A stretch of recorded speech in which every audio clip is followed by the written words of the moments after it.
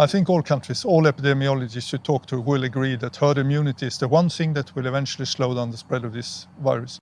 Nothing else will slow it down in the long term. Dr. Fauci, there were reports that the White House, including Dr.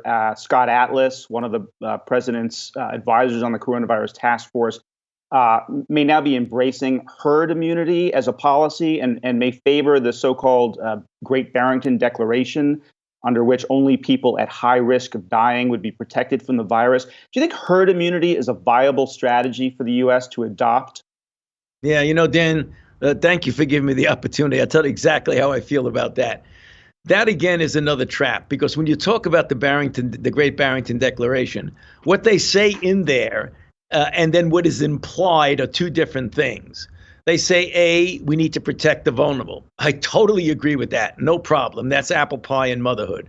The other thing is that you don't want to lock down or close down the country. I certainly agree with that. I just said that. But in there is the implication that if you just let anybody get and everybody get infected, don't wear masks, let children get infected, let everybody get infected, and just protect the vulnerable, like being really careful in nursing homes and places like that.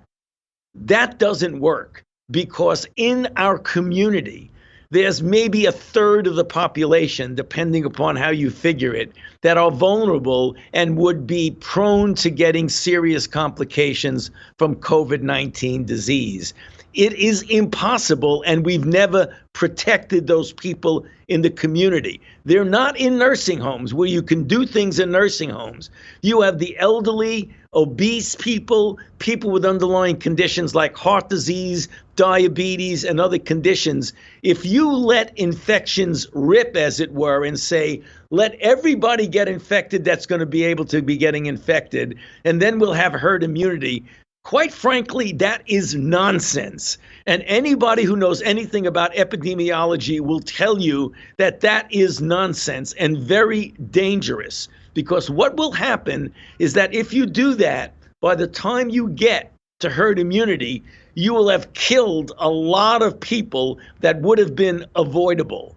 So, there is a certain core group of people that are saying that. But talk at the standard people throughout the country who understand infectious diseases and understand epidemiology, with the exception of the few that you know who we're talking about, they would all vehemently disagree with this idea of just letting everybody getting infected and don't worry about it.